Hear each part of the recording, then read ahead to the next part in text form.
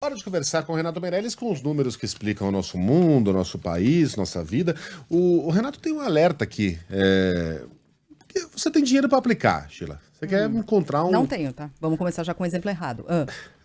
Tá, mas tudo bem. Supondo que eu tivesse. Tá bom, vou fingir que eu não ouvi isso, tá? Você tem dinheiro para aplicar e você busca ali uma boa opção, enfim, uma cartela bacana. Você vai usar como fonte de informações as redes sociais? Não, não dá, né? Não deveria. Quer dizer, depende. Depende, porque há muitos bons analistas financeiros usando redes sociais. Mas você não vai se basear. Bom, enfim, o Renato Entendeu? tá conosco Né? porque as redes sociais hoje são consideradas a pior influência para a vida financeira, na opinião de quem? Daqueles que estão endividados, ou seja, que sabem do que estão falando.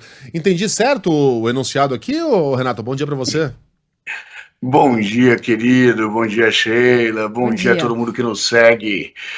Vamos lá, essa é uma pesquisa que acabou de sair do forno aqui do Instituto Locomotiva, feito em parceria com a MFM, que tentou entender um pouco dos hábitos dos brasileiros endividados com relação à sua vida financeira. E um dos recortes que eu separei aqui para a coluna de hoje tem a ver com as más influências para a vida financeira, para a educação financeira dos brasileiros, para manter as contas em dia. E aí o que apareceu foi um resultado bastante interessante, né? As redes sociais, Megali, apareceram aí como a principal má influência para 23% dos brasileiros endividados, né? No ano passado, esse número era de 16%, ou seja, cresceu o número de brasileiros que atribuem aí as redes sociais como aquele diabinho que fica falando para você gastar onde não deve ou investir em alguma solução milagrosa de aplicação e que acaba fazendo com que você ou gaste no que precise ou perca a sua grana. Então, você entendeu sim certo o enunciado, Megali? As redes sociais aparecem como a principal má influência, né, para os brasileiros endividados por dois aspectos. De um lado, por dicas de investimentos que não são os melhores, né? Aquela busca dos coachings financeiros que ficam falando para você investir na prática onde não deve, muitas vezes caindo em fraudes ou em pirâmides financeiras. Mas não é só isso. Para usar os jargões aí das redes sociais, dos programas de compra. Também o incentivo a gastar no que você não precisa. Graças a isso, a esses dois aspectos, as redes sociais acabam levando ao endividamento dos brasileiros nessa nossa última edição da pesquisa Locomotiva MFM. Eu falei aqui logo no comecinho e para o Megali também que o meu incômodo é com o fato de aparecer em redes sociais como vilãs, sendo que elas são um ambiente que tem de tudo. Tem inclusive Sim. A Band News FM nas redes sociais. Elas são um ecossistema. O segundo colocado, que era o primeiro, são programas de TV. Cara, programa de TV tem programa de TV e programa de TV, né? Você liga a TV, você pode ver o Manhattan Connection ou pode ver o programa do Sérgio Malandro. Então, tá faltando aí, sabe o quê, Renato?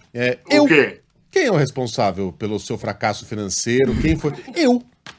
Eu fiz escolhas erradas, segui os perfis errados, assisti os programas errados, ouvi as rádios erradas, ouvi as pessoas erradas. Achei que só faltou essa alternativa aí. Nós alimentamos influencers errados, né? De repente. Não, é super importante o que vocês estão falando, mas a notícia é boa, tá?